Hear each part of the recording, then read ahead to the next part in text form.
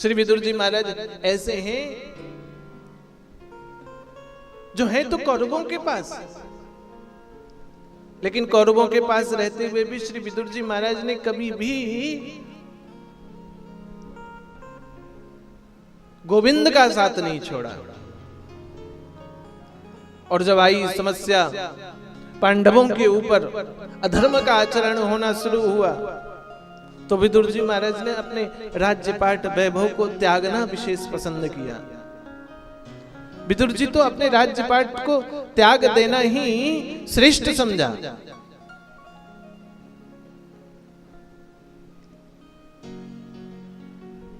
राज्यपाट वैभव को त्याग कर विदुर जी रहते हैं झोपड़ी पर। नहीं है विदुर जी के पास अब वो आलीशान महल, कोई विशेष व्यवस्था, और विदुर जी अब कुरुवंश की सेवा नहीं करते। पांडवों को हो गया वनवास,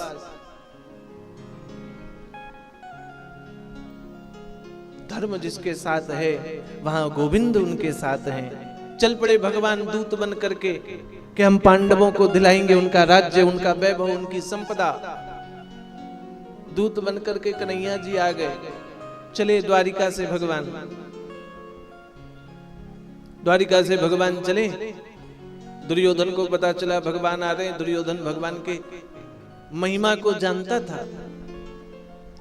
दुर्योधन भगवान की महिमा को भली भांति पहचानता था। दुर्योधन ने भगवान के स्वागत सत्कार में बड़ी व्यवस्थाओं को लाए। भगवान की स्वागत में लग गए दुर्योधन। कोई कमी नहीं हो भगवान के स्वागत में, किसी प्रकार की कोई कमी भगवान के स्वागत में हो ही ना। भोजन की व्यवस्था, साज सज्जे की व्यवस्था, भगवान के स्वागत में गाने बाजे बजने चाहिए। मार्ग पर पुष्पों की वर्षा करा दो। ढोल नगाड़े बज रहे हैं, कन्हैया आ रहे हैं। और दुर्योधन तो ये सोच रहा है कि इसी चकाचौंध में मैं कन्हैया को अपने वश में कर लूं, वो पांडवों का पक्ष छोड़ दे। क्योंकि इस चकाचौंध में यदि मैंने कन्हैया को मोहित कर लिया तो फिर तो मैं अजयी हो जाऊंगा। भय तो केवल देखो कन्हैया से ही है, उसके अतिरिक्त और किससे भय? कन्हैया से एकमात्र भय। इसलिए अपना साम्राज्य दिखाओ कन्हैया को। भीड़ उमड़ने लग गई। कन्हैया का रथ आ रहा है। चलो चला देखा जाए गोविंद को। बूढ़े विदुर जी भी चल पड़े। चलते हैं देखने के लिए। विदुरानी ने कहा कहां जा रहे हो? अब तुम कोई मंत्री इत्यादि के पद पे थोड़ी ना हो कि सामने आपको मार्ग में अब भगवान के स्वागत के लिए आपका मार्ग प्रशस्त कर दिया जाएगा। अब तो आप सहज साधारण नागरिक हो गए। अब कुरुवंश के तो सहज नागरिक हो आप। भीड़ भाड़ में धक्का मुक्की में इधर से धक्का मारा जाएगा, उधर से मारे जाओगे। और इतनी भीड़ में भगवान तो नहीं दिखने वाले। विदुर जी कहते हैं विदुरानी, हम भगवान को ना देख पाए लेकिन भगवान तो हमें जरूर देख सकते हैं ना। वो सर्वव्याप्त हैं, सर्वत्र विराजमान गोविंद मुझे ना देख पाए, ऐसा हो ही नहीं सकता है। क्योंकि भगवान तो अपने भक्त को सदा सर्वदा भजते हैं। गीता में भगवान कहते हैं मैं अपने भक्त, जैसे भक्त मुझे पुकारता है उसी प्रकार मैं भक्त का भजन करते रहता हूं। विदुर जी महाराज चल पड़े वो धक्के मुक्के पर। और सत्य भी यह है कि विदुर जी महाराज दूर से भगवान को देख रहे हैं। सबकी दृष्टि भगवान पर और भगवान की दृष्टि केवल विदुर के ऊपर है। क्योंकि भगवान की दृष्टि भक्त के ऊपर पड़ती है। और जब दृष्टि भगवान की हो तो समस्या फिर क्या है? कोई समस्या नहीं है। गए भगवान दुर्योधन की उस सभा पर। देखा दुर्योधन तो अब कुछ देना नहीं चाहता है। भगवान ने कहा देखो 5 राज्य केवल दे दो, 5 गांव दे दो, बस 5 गांवों में तो सारा काम हो जाएगा। कौन से गांव चाहिए? तो पहला तो मांग लिया भाग्यनगर दे दो। भाग्यनगर, भाग्य लक्ष्मी माता का मंदिर, जिसको बाद में हैदराबाद कहा जाने लगा। दूसरा गांव मांग लिया रत्नपुरा दे दो। रत्नपुरा को बाद में मुंबई और फिर बॉम्बई इत्यादि कहा जाने लगा। तीसरे गांव के रूप में कंचन नगर मांग लिया, जिसका विकृत नाम कोलकाता पड़ गया। पांचवें के रूप में हरिगढ़ मांग लिया, जिसको आज हम लोग अलीगढ़ के नाम से जानते हैं। और छठवां तो इंद्रप्रस्थ बाद में पांडवों को प्राप्त हुआ ही, जिसको दिल्ली कहा जाता है। भगवान ने कहा कम से कम ये 5 गांव ही आप दे दो। इन 5 गांव को प्राप्त करते ही पांडव इन 5 गांव में से सुख से रह लेंगे। दुर्योधन ने कहा ये गांव देने का काम तो देखो, जो ये सब तो होने वाला नहीं है, ये गांवों की चर्चा मत करो आप। वो हार गए सो हार गए, अब कुछ मिलना उलना नहीं है। आपके लिए 56 भोग की व्यवस्था, बढ़िया आप भोजन प्रसाद कीजिए, आनंद के साथ यहाँ राज सुख का वैभव लीजिए। भगवान ने कहा देखो आज तो हमारा भोजन कहीं और है। कहाँ है? आज मैंने विदुर जी के यहाँ भोजन करने के लिए कह दिया है। विदुर जी कहाँ मिले? वो तो मार्ग में आते आते बस दर्शन हो गए विदुर जी के। आंखों आंखों से विदुर जी को भगवान ने कह दिया आज आऊंगा आपके यहाँ भोजन करने के लिए। द्वारिका से बिना खाए पिए चला हूं, आज का भोजन आप ही के यहाँ। विदुर जी भगवान के भाव को समझ गए, जल्दी जल्दी गए। अब भाई द्वारिकाधीश गोविंद, गोविंद आज हमारे घर आएंगे। दौड़ करके गए, बाजार पहुंच गए। भाई श्रेष्ठ भोजन करने वाले, 56 भोग का प्रसाद पाने वाले, 56 ना हो तो 6 प्रकार के पकवान तो मैं गोविंद के लिए लाऊं। आज व्यवस्था नहीं मेरे पास, तो जितनी हो उतनी तो लाऊं। माखन मिश्री का बचपन से भोग लगाने वाले कन्हैया को आज माखन मिश्री तो खवा दूं।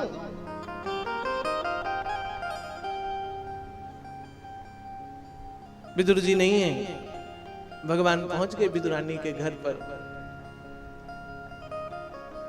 भागवत कहती है भगवान ने जैसे ही गेट खटखटाया, विदुरानी निकली। देखा आज गोविंद साक्षात हमारी झोपड़ी पर पहुंचे हुए हैं। एक पल के लिए तो विश्वास सा ना हुआ। भगवान कहते हैं आज काकी आप मुझे घर के भीतर नहीं ले जाओगी? विदुरानी के मन में आया स्वप्न ही क्यों ना हो, लेकिन स्वप्न में भी यदि भगवान आए हैं तो भगवान का स्वागत तो होना ही चाहिए। ले गई घर के भीतर, बैठाया आसन पर। भगवान ने कहा काकी बड़ी जोर की भूख लगी, द्वारिका से चला, जल तक मैंने ग्रहण नहीं किया। विदुरानी ने कहा देखो कन्हैया अब तो काका गए हुए हैं, विदुर जी महाराज गए हुए हैं लाने के लिए। घर में तो विशेष कुछ नहीं है, बस वो अकेले हैं। भगवान कहते हैं बस वही ले आओ।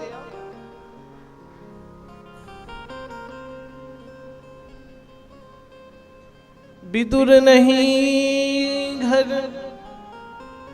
थी विदुरानी, आवत देखत सारंग प्राणी। भगवान को दर्शन किया विदुरानी ने, और भगवान का दर्शन करके विदुरानी ले आई केले के फल।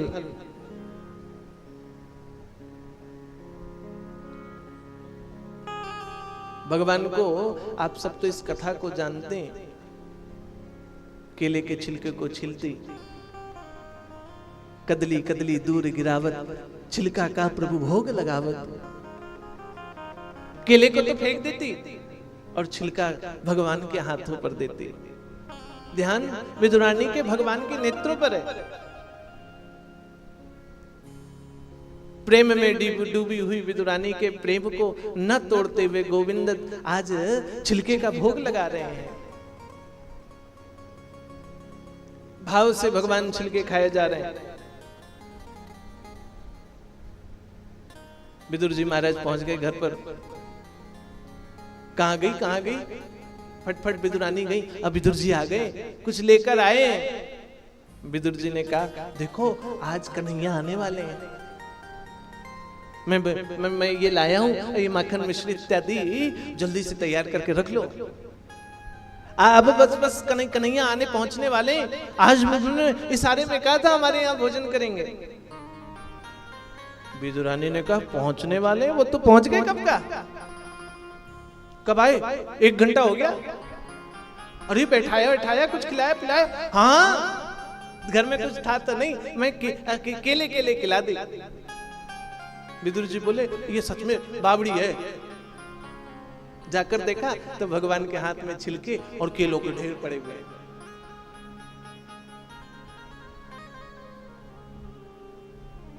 विदुर जी महाराज कहते हैं, तू पागल है, मूर्ख है? भगवान के हाथ से केलों के छिलके छीनते हैं विदुर जी महाराज। माखन मिश्री भगवान के मुख पर डालते हैं। भगवान कहते हैं, विदुर जी, मुझे संसार का सर्वश्रेष्ठ माखन मिश्री भी लाके दे दिया जाए ना, वो आज इन केलों के छिलके के स्वाद के बराबर नहीं हो सकते हैं। केवल भाव की तो बात है। भाव का भूखा हूं मैं और भाव ही बस सार है। भाव से मुझको भजे तो भव से बेड़ा पार है। भाव से जो भजता है तो भव से बेड़ा पार हो जाता है। अन्न धन वन वस्त्र भूषण कुछ न मुझको चाहिए, आप हो जाइए मेरा, बस यही मेरा सत्कार है। भगवान कहते मुझे क्या चाहिए? अन्न धन वस्त्र इत्यादि, इसकी तो कोई आवश्यकता ही नहीं है। मुझे बस चाहिए तो वो आप ही हमारे हो जाएं, बस इसी की तो आवश्यकता है। मैं तो केवल भाव से भजता हूं। भाव बिना सुनी पुकार मैं कभी सुनता नहीं। तेरे भक्तों तेरे भक्ति भाव की करती मुझे लाचार है। बिना भाव के भगवान का भजन तो व्यर्थ है। इसीलिए भाव से भगवान का भजन चलता रहे। वो कहते हैं ना, सबसे ऊंची प्रेम सगाई, सबसे ऊंची प्रेम सगाई, सबसे ऊंची प्रेम सगाई, सबसे ऊंची प्रेम सगाई, सबसे ऊंची प्रेम सगाई, सबसे ऊंची प्रेम सगाई, सबसे ऊंची प्रेम सगाई, सबसे ऊंची प्रेम सगाई। दुर्योधन के मेवा त्यागे, दुर्योधन के मेवा त्यागे, दुर्योधन के मेवा त्यागे, दुर्योधन के मेवा त्यागे, साग विदुर घर खाई, सबसे ऊंची प्रेम सगाई, सबसे ऊंची प्रेम सगाई। गा रहे हो?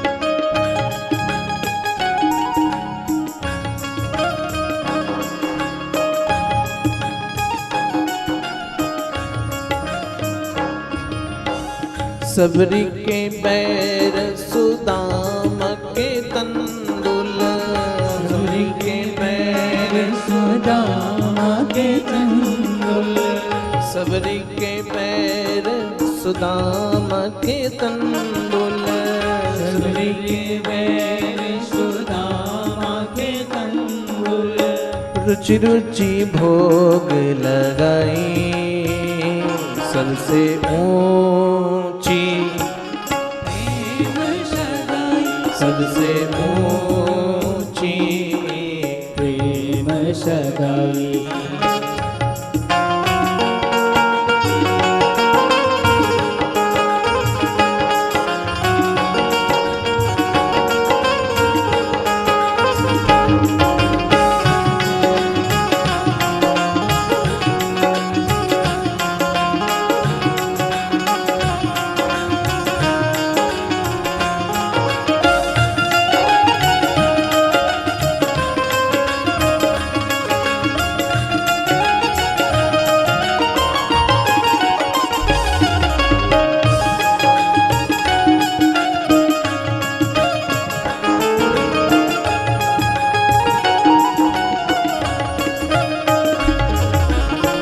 राजसूयज्ञ युधिष्ठिर कीन्हा, राजसूयज्ञ युधिष्ठिर कीन्हा, राजसूयज्ञ युधिष्ठिर कीन्हा, राजसूयज्ञ युधिष्ठिर कीन्हा, तामे झूठ उठाई सबसे ऊंची, प्रेम सगाई सबसे ऊंची, प्रेम सगाई।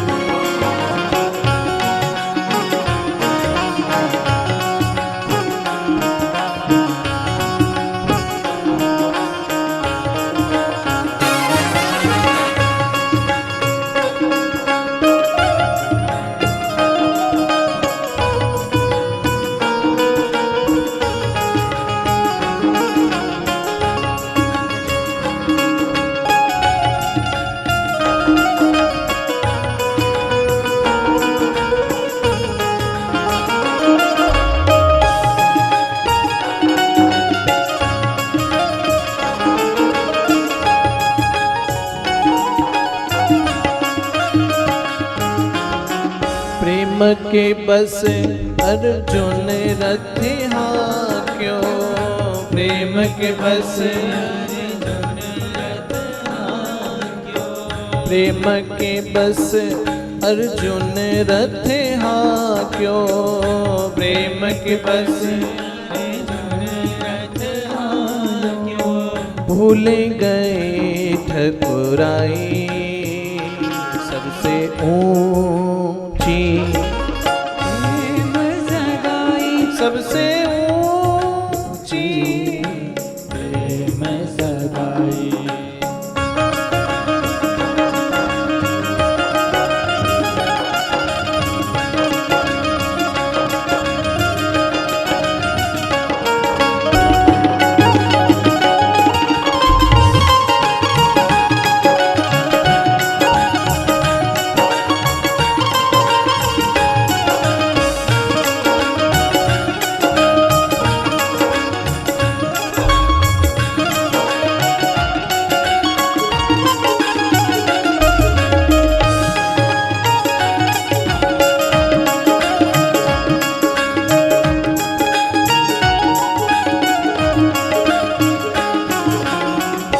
ऐसी प्रीत बढ़ी वृंदावन, ऐसी प्रीत बढ़ी वृंदावन, ऐसी प्रीत बढ़ी वृंदावन, ऐसी प्रीत बढ़ी वृंदावन, गोपियन नाच नचाई सबसे ऊंची, सबसे ऊंची,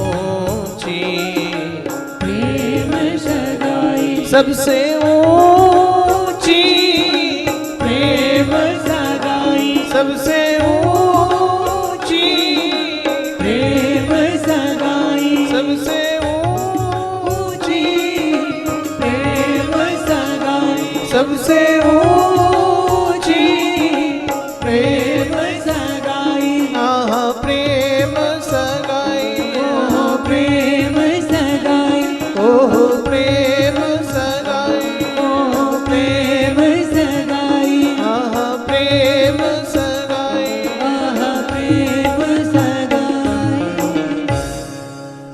प्रेम ही सबसे ऊंचा है और प्रेम के बस भगवान बंधते हैं। राजा परीक्षित को भगवान सुखदेव जी महाराज कह रहे हैं, जानते हो परीक्षित, जब भगवान इस धरा धाम को छोड़कर जा रहे थे तब भगवान के समक्ष उद्धव जी महाराज आए और श्री उद्धव जी महाराज को भगवान कहते हैं, उद्धव मैंने सभी भक्तों का कल्याण तो कर दिया है, एक ही मेरा भक्त बच गया, वो विदुर जी हैं। श्री विदुर जी महाराज अभी तक वंचित रह गए इस प्रेम वात्सल्य से, इसलिए मैं तो जा रहा हूं, मैं अपने धाम को प्रस्थान कर रहा हूं, लेकिन आपको मैं कहता हूं कि आप पूज्य विदुर जी के पास जाएं और विदुर जी के पास जा करके विदुर जी को श्री मैत्रेय मुनि के माध्यम से भागवत श्रवण का ज्ञान दें। उद्धव जी महाराज विदुर जी को खोजने लग गए और खोजते खोजते विदुर जी का दर्शन उद्धव जी को एक वन में हुआ और वन में जब विदुर जी का दर्शन हुआ, श्री विदुर जी महाराज उद्धव जी से मुलाकात हुई तो विदुर जी महाराज कहते हैं, उद्धव जी विदुर जी को कहने लग गए कि विदुर जी जानते हैं, भगवान जब इस धरा धाम को छोड़कर जा रहे थे तो भगवान आपका ध्यान कर रहे थे, आपका स्मरण भगवान कर रहे थे। और मेरा मानना तो यह है, मृत्यु के अंतिम समय में आदमी दो ही लोगों को याद करता है, एक या तो वो उसका अत्यधिक प्रिय हो या दूसरा उसका अत्यधिक बड़ा दुश्मन हो, दो कोई स्मृति आएगी। इसलिए भगवान को अपने जीवन का सर्वाधिक प्रीतम बना लें। भगवान के अलावा तो कोई है ही ना, ये भाव होना चाहिए।